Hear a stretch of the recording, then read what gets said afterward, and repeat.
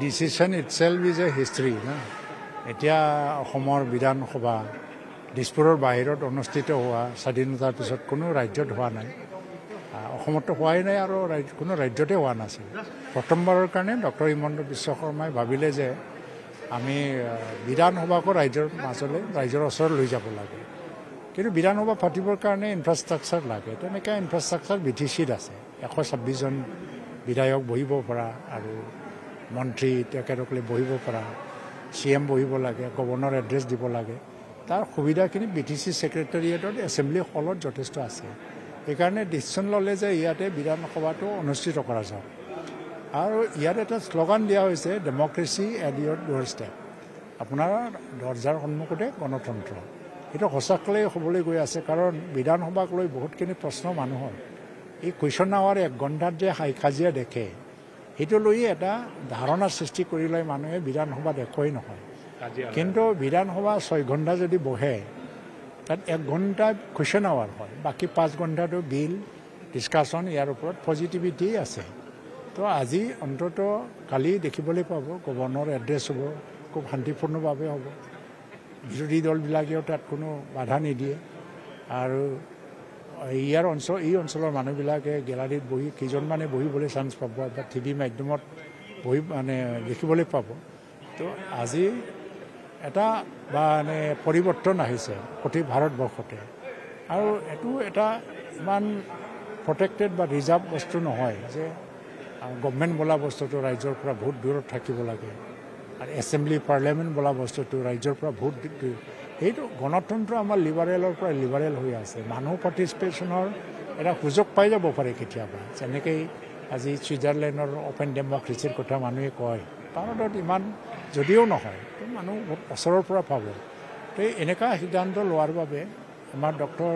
হিমন্ত বিশ্ব শৰ্মা অসমৰ মুখ্যমন্ত্ৰী আৰু বিধানসভাৰ স্পীকাৰ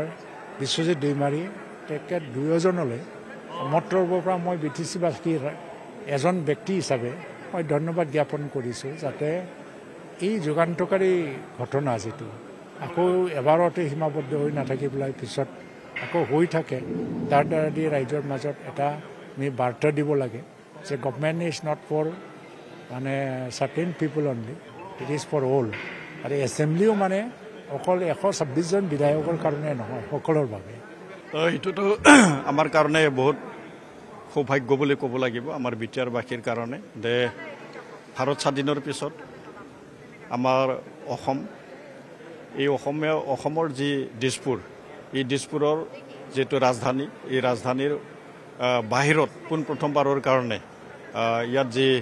বাজেট অধিৱেশন এই বাজেট অধিৱেশন অহাকালি হ'বলৈ গৈ আছে 2025 আৰু 2026ৰ যি বাজেট অধিৱেশন আমাৰ এই কোকৰাঝাৰ যেটো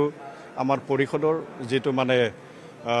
এছেম্বলি হল আছে ইয়াত হ'বলৈ গৈ আছে তো ইয়াত যিমানখিনি যাৱতীয় যিখিনি প্ৰস্তুতি এই প্ৰস্তুতিখিনি ইতিমধ্যে আমাৰ ফালৰ পৰা কৰা হৈছে আমাৰ ইয়াত 46 জন বহিব পৰা এটা আসন আছিল 46 জনীয়া আসনযুক্ত এটা আমাৰ এছেম্বলি হল আছিল আৰু হিতুকে আমি 126 জন ইনক্লুডিং আমাৰ সন্মানীয় মুখ্যমন্ত্ৰী ডক্টৰ হিমন্ত বিশ্ব শৰ্মা আৰু তেনেকুৱা মন্ত্ৰী আৰু বিধায়ক বহিব পৰা আমি 126 যুক্ত এটা এছেম্বলি হল ইতিমধ্যে নিৰ্মাণ কৰি আমি প্ৰস্তুত কৰি ৰাখিছোঁ তাৰোপৰি ইয়াত আমাৰ যিখিনি মন্ত্ৰীসভাৰ মন্ত্ৰী আহিব এই মন্ত্ৰীসভাৰ মন্ত্ৰীবিলাকৰ কাৰণেও আমি খুকিয়াকৈ তেওঁলোকৰ যেটো অফিচ চেম্বাৰ এই অফিচ চেম্বাৰ আমি ইয়াত ঠিক কৰি ৰাখিছোঁ আমাৰ গভৰ্ণৰ মহামান্য ৰাজ্যপাল তেখেতৰ কাৰণে আমি খুকিয়াকৈ ইয়াত ডিজিগনেটেড অফিচ আমাৰ ইয়াত আগৰ পৰাই আছে আৰু সেইটো আমি সজাই পৰাই ৰাখিছোঁ তাৰোপৰি আমাৰ বিধানসভাৰ অধ্যক্ষ বিশ্বজিৎ দৈমাৰী তেখেতৰ কাৰণে আমি ইয়াত সজাই পৰাই ৰাখিছোঁ আৰু যেহেতু ইয়াত অপজিশ্যন লিডাৰ আছে এই অপজিশ্যন LOPৰ কাৰণে আমি ইয়াত খুকিয়াকৈ আমাৰ যি মানে চেম্বাৰ লাগে যিখিনি অফিচ লাগে এইবিলাক আমি সজাই পৰাই ৰাখিছোঁ অহাকালি সঁচাকৈ আমি এক্সাইটেড হৈছোঁ আমি বিটিআৰবাসী সঁচাকৈ বহুত আপ্লুতও হৈছোঁ আমি বহুত ভাগ্যৱান বুলি ক'ব লাগিব যে অহাকালি একদিনৰ কাৰণে আমাৰ কোকৰাঝাৰ মানে অসমৰ মিনি ৰাজধানী হ'বলৈ গৈ আছে তো ইটোৰ কাৰণে আমাৰ বহুত মানে খুকি আমি এইটো এটা ঐতিহাসিক দিন হিচাপে আমি বিবেচিত কৰিম আৰু ইতিমধ্যে বিবেচিত কৰিছে আপুনি বিচৰা বাতৰি পাব কেৱল নিউজ 18 এপত। নিউজ 18 এপ ডাউনলোড কৰিবলৈ স্ক্যান কৰক এই QR কোড। গুগল প্লে ষ্টৰতো পাব এই নিউজ 18 এপ।